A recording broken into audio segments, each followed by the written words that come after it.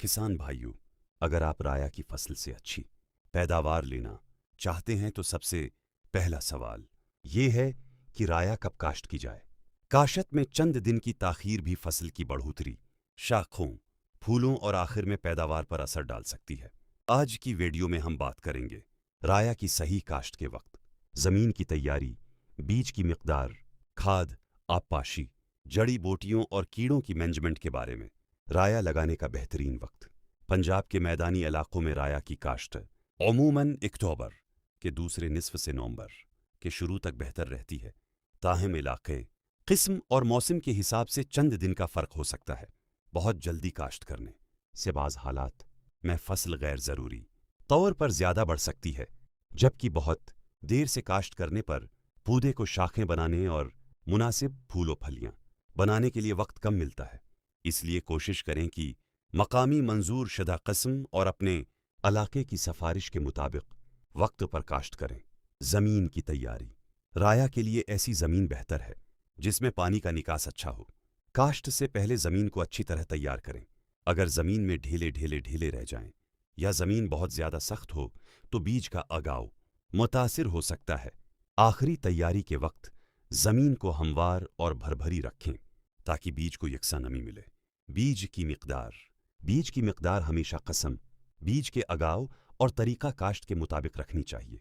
आमतौर पर लाइनों में काश्त करते वक्त तकरीबन 1.5 से 2 किलोग्राम बीज फी एकड़ काफ़ी हो सकता है, लेकिन अपने बीज के लेबल और मकामी ज़रही सफारिश को तरजीह दें।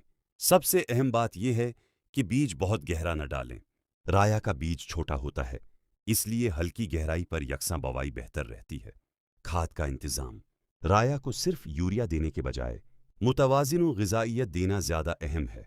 ज़मीन की ज़रख़ीज़ी के मुताबिक बुनियादी खाद में फास्फोरस और पोटाश शामिल की जा सकती है, जबकि नाइट्रोजन की ज़रूरत फसल की हालत और मिट्टी के टेस्ट के मुताबिक पूरी करें। अगर ज़मीन में पहले से फास्फोरस या पोटाश की कमी नहीं तो गैर ज़रूरी मिकदार डालने से इखराजात बढ़ेंगे। बेहतरीन तरीका यही है कि मिट्टी का टेस्ट करवाकर खाद का प्रोग्राम बनाया जाए। आबपाशी। राया में पानी खड़ा रहना नुकसानदेह हो सकता है, इसलिए आबपाशी हमेशा ज़मीन और मौसम को देखकर करें। पहला अहम पानी फसल के इब्तिदाई मरहले में इस वक्त दें जब ज़मीन में मुनासिब नमी कम हो रही हो। इसके बाद शाखें बनने, फूल आने और फलियाँ बनने के मराहिल में पानी की कमी न होने दें, लेकिन एक साथ बहुत ज़्यादा पानी देने से ग्रीज करें, ख़ास तौर पर भारी ज़मीन में। जड़ी बूटियों का कंट्रोल। शुरू के दिनों में जड़ी बूटियाँ राया के साथ पानी, खुराक और रोशनी के लिए मुकाबला करती हैं, इसलिए फसल के इब्तिदाई मरहले में खेत को जड़ी बूटियों से साफ रखना बहुत ज़रूरी है। अगर जड़ी बूटी मार दवा इस्तेमाल करनी हो तो अपनी राया की कसम, जड़ी बूटी की कसम और दवा के रजिस्टर्ड लेबल के मुताबिक दवा मुंतखब करें। हर फसल और हर जड़ी बूटी के लिए एक ही दवा मुनासिब नहीं होती। कीड़ों की निगरानी। राया में ख़ास तौर पर इफ्डी तीला जैसे रस चूसने वाले कीड़े नुकसान दे सकते हैं, लेकिन सिर्फ इसलिए कि आसपास किसी खेत में स्प्रे हुआ है। अपनी फसल पर भी फौरन स्प्रे न करें।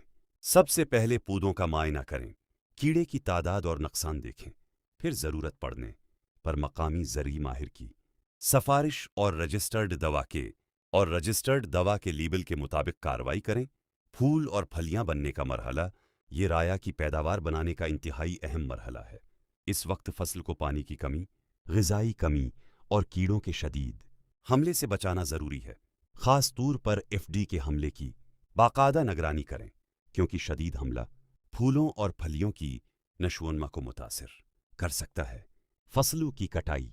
राया की कटाई में बहुत ज़्यादा जल्दी भी नुकसानदेह है और बहुत ज़्यादा ताख़ीर भी।